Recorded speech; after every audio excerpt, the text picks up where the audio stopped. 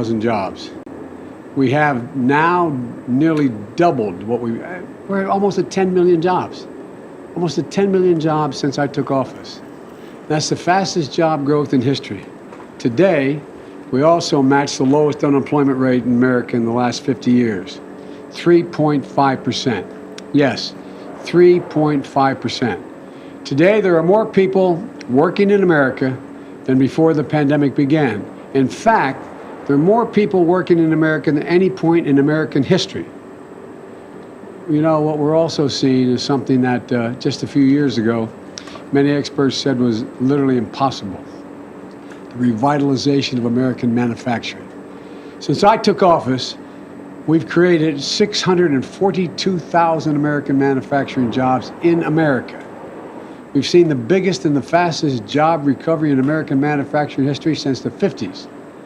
And some people may have given up on American manufacturing, but the American people didn't, and I know I never did. That's why I made it, "Make it in America," that phrase, "Make it in America," the cornerstone of my economic plan. And today's report proves "Make it in America" isn't just a slogan, it's my administration. It's a reality. I've also made it a priority to bring down the federal deficit. After watching my predecessor every single year increase the debt, the federal deficit, every year for the 4 years he was in office, I said no more. The days of exploding federal deficits are over, and I've kept my word. Just take a look at the facts. The deficit is down a record of $1.7 trillion this year. That's right, 1.7 trillion with a T. And that's on top of $350 billion reduction in the deficit my first year in office. Now, I know people will hear today's extraordinary jobs report and say they don't see it, they don't feel it in their own lives. I know how hard it is. I know it's hard to feel good about job creation when you already have a job and you're dealing with rising prices, food and gas and so much more. I get it. I literally can remember sitting at my mom and dad's dining room table and watching them choose which bills they're going to pay that month, because there wasn't enough money to pay all the bills. I get it. That's why I'm doing everything in my power to lower the cost for families. You know, we've seen some progress. Gas prices are coming down. They're down almost $1 a gallon from where they were just a month ago. And we're making progress. We now have more than 50 straight days of falling gas prices in this country. The price at the pump is now less than $3.99 a gallon in more than half of the gas stations in America. In fact, $3.79 a gallon is now the most common price paid at the pump in the country, $3.79. While we're not there yet, we're on the cusp of passing the most important step we can pass to help Congress to help us lower inflation, the Inflation Reduction Act. That bill will lower prescription drug costs by giving Medicare the power to negotiate for lower drug prices. Lower drug prices. That's something the American people have been promised for years, for decades, and we're on the verge of finally getting that done. The bill also keeps down health care insurance costs by keeping health care premiums for those on the Affordable Care Act down $2,400 a year. It'll make historic investments in clean energy security. The security of the country is at stake. We're going to save American families hundreds of dollars a year on paying their energy bills by allowing them to have money to invest, by allowing them to put in new windows and doors and solar panels and the like, and get tax credits for that. Also going to restore some fairness to the tax code by imposing corporate minimum tax of 15% on billion-dollar companies. That will put an end to what we've seen in recent years, where 55 of the largest companies in America, the Fortune 500, paid zero federal taxes on income over $40 billion combined in profit. This bill is going to reduce the deficit by another $300 billion. And one more point. This bill will not, let me repeat this, this bill will not raise taxes on anybody making less than $400,000 a year. When it comes to the benefits of this bill, you don't have to take my word for it. Nearly 130 economists, 7 Nobel laureates in the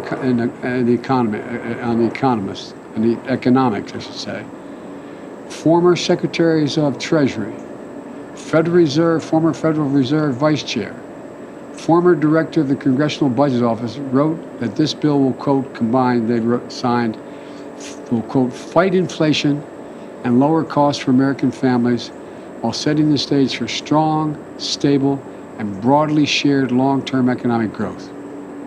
In short, this bill is a game changer for working families and our economy.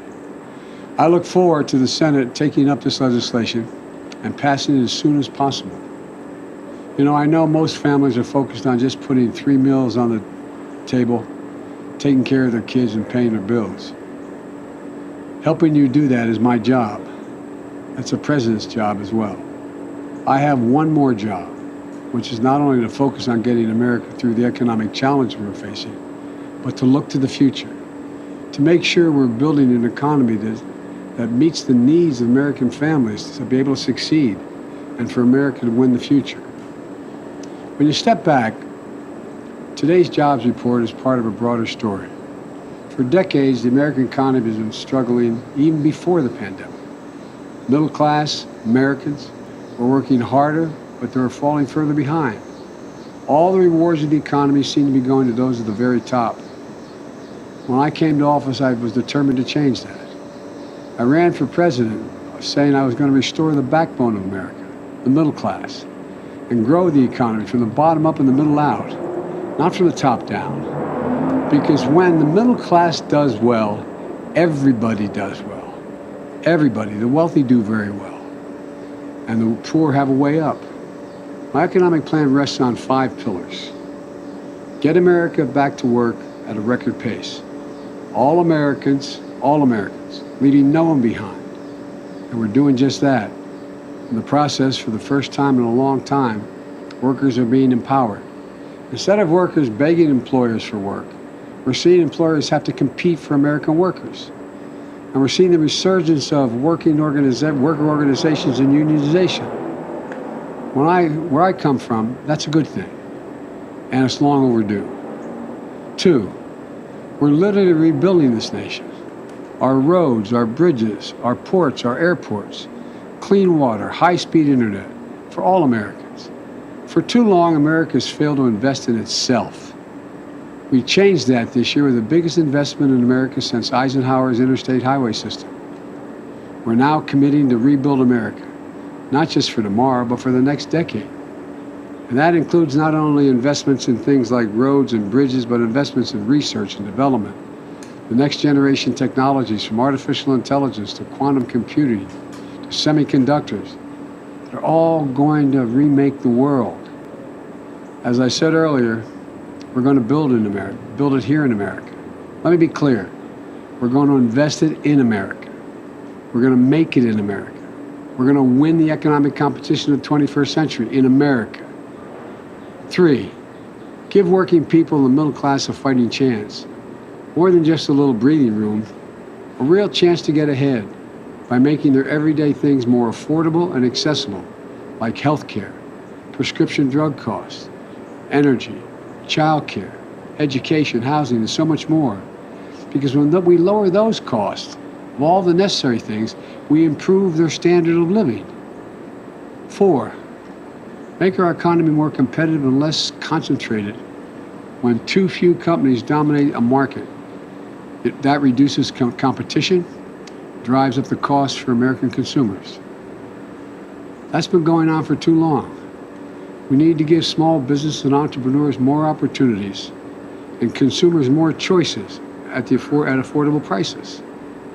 The 5th pillar, we're going to reward work, not just wealth in America, so that everyone pays their fair share in taxes. I'm a capitalist. I'm not trying to punish anybody, but I'm saying everyone should pay their fair share, just their fair share. America is a nation that was built on work. We can never lose sight of that. That's why the strength and pace of our job recovery is so important.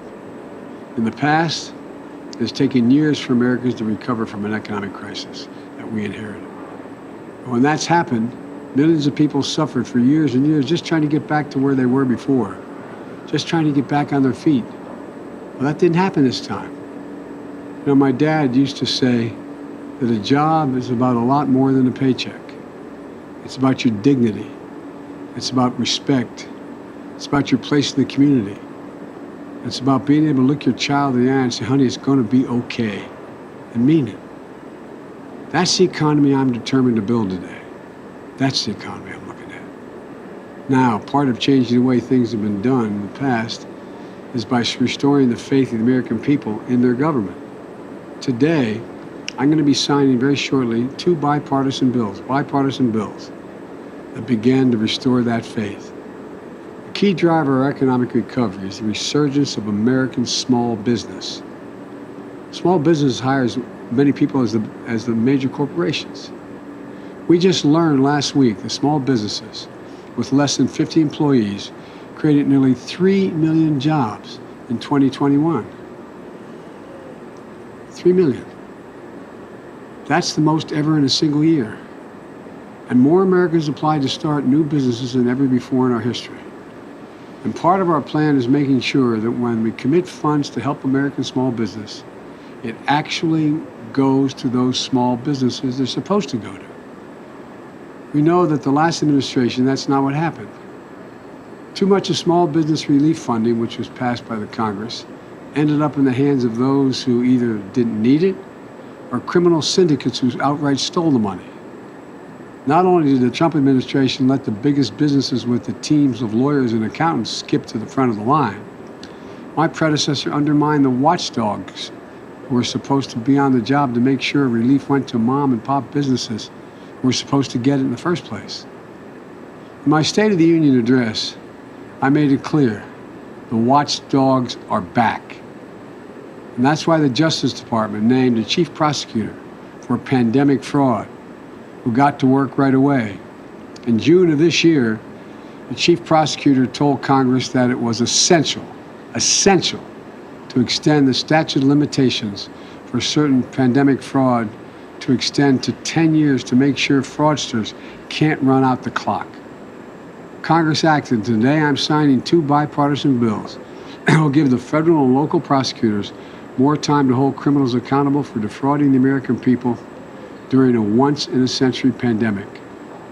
Look, the American people deserve to know that their tax dollars are being spent as intended.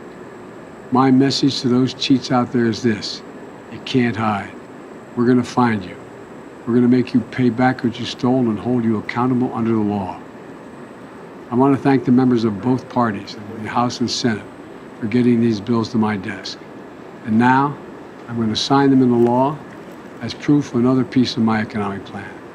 The belief that in the United States of America, there is nothing beyond our capacity.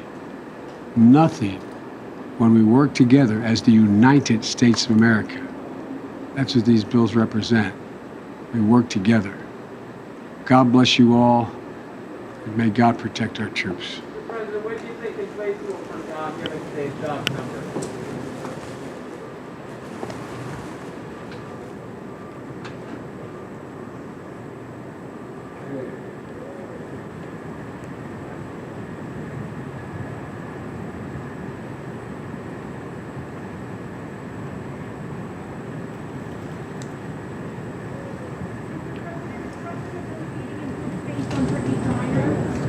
Just signed the Paycheck Protection Program, the PPP, and Bank Fraud Enforcement Harmonization Act.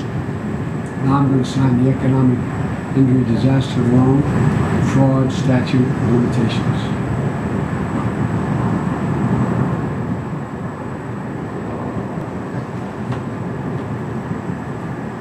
Yeah, thank you very much. I know it's hot out here for you all, but thank you. Can you give us a comment on Brittany Griner, sir? I'm hopeful. We're working hard.